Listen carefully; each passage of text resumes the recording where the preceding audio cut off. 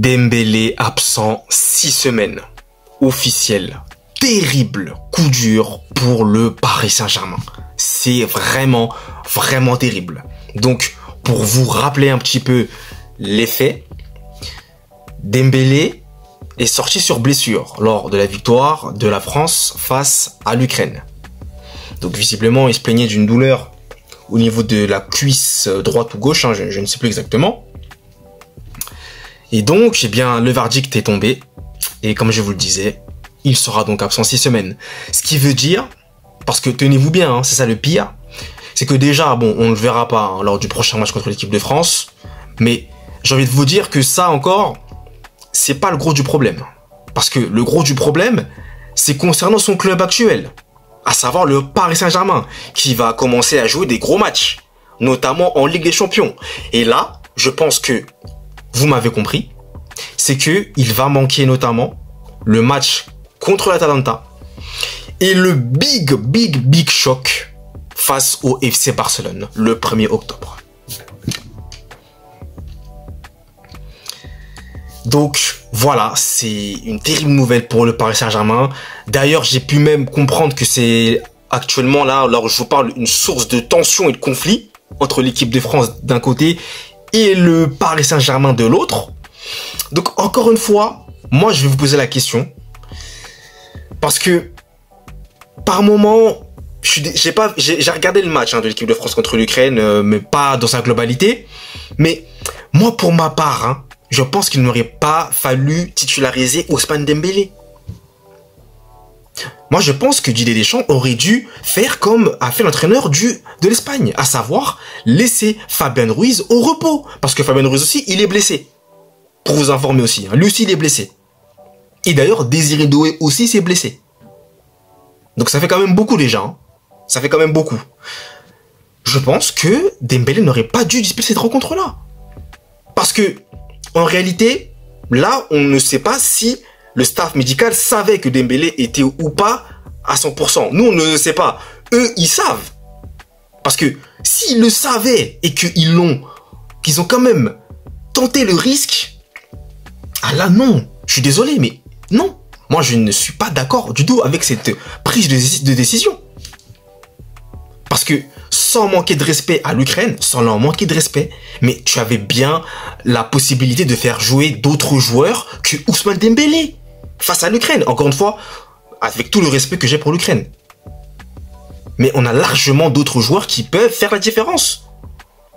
À l'instar de Magnus Akliouche, par exemple. C'est un exemple parmi tant d'autres. Marcus Thuram. Enfin, voilà, il y en a plein d'autres. Et Ekitike, par exemple, aussi. Comme l'avait dit Koro. Il y en a plein. Donc là, c'est une terrible nouvelle pour le Paris Saint-Germain. Voilà, c'est terrible. C'est vraiment, vraiment terrible. Donc déjà, je lui souhaite un prompt rétablissement hein, à Ousmane Dembélé. D'ailleurs, Désiré Doué aussi, je lui souhaite un prompt rétablissement parce que lui aussi, il est blessé. Fabien Ruiz également. Et je viens d'apprendre que Luis Enrique a fait une chute à vélo. Je sais pas ce qui se passe là, mais c'est un véritable cauchemar qui est en train de vivre actuellement le Paris Saint-Germain avec cette trêve internationale. Je vous le dis, c'est un cauchemar. C'est cauchemardesque. Même Luis Enrique se blesse aussi. Donc déjà, prompt rétablissement encore une fois à lui. Et j'espère que ça va aller parce qu'il souffre d'une fracture de la clavicule de ce que j'ai compris. Donc j'espère que ça ira pour lui. Mais voilà, tout ça pour revenir sur le cas Dembélé.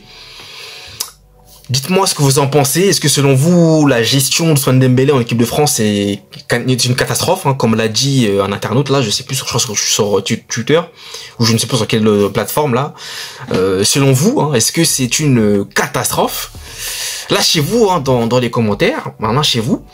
Mais là c'est une perte quand même. Dembélé c'est une perte. Je suis désolé, qu'on le veuille ou non, c'est une perte. Surtout parce que là t'as des échéances très sérieuses qui vont arriver. Donc voilà, ça ne pouvait qu'arriver comme par hasard au pire des moments quoi. Comme par hasard. Voilà, donc c'est vraiment terrible hein, encore une fois je le répète hein, c'est terrible pour le Paris Saint-Germain. Donc voilà. Sinon il y a le match de la RDC contre le Sénégal, le gros choc, hein, éliminatoire pour la Coupe du Monde 2026, à suivre mardi. Malheureusement, je ne pense pas que je pourrai le regarder, mais ça va être un gros choc. Ça va être intéressant ce match-là, hein. Ça va être très intéressant. En tout cas, les Sénégalais, on vous attend. Ça va être un match super intéressant. Je le sens, voilà, ça va être très bon. Et pour conclure, je n'ai pas parlé en vidéo, mais bon, je vais en parler tout de suite. Messi a livré son dernier match à domicile, donc sous les couleurs de l'Argentine. Et ça commence progressivement à sentir la fin pour le meilleur joueur de l'histoire du football, pour ma part en tout cas, je le pense. Donc voilà, ça sent la fin. C'était très émouvant, l'hommage, voilà, et tout ce qui s'ensuit.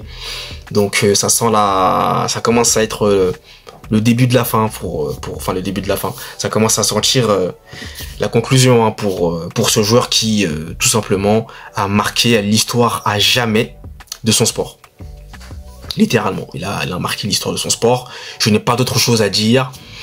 Il a tout remporté. Il a fini le football depuis très longtemps. Il n'y a rien d'autre à dire. C'est Lionel Messi. Voilà, c'est l'un des meilleurs joueurs de l'histoire. C'est le meilleur joueur pour beaucoup de personnes. Et voilà, c'est tout. C'est tout ce que je peux dire. Voilà. Donc dites-moi dans les commentaires ce que vous en pensez de Ousmane Dembélé. Dites-le moi, encore une fois j'insiste, dites-le moi.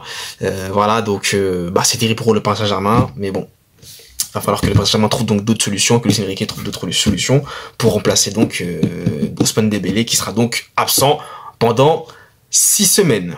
Donc est-ce qu'on peut dire merci Didier Deschamps? Je pense qu'on peut le dire quand même. Merci Didier Deschamps pour ça, mais bon.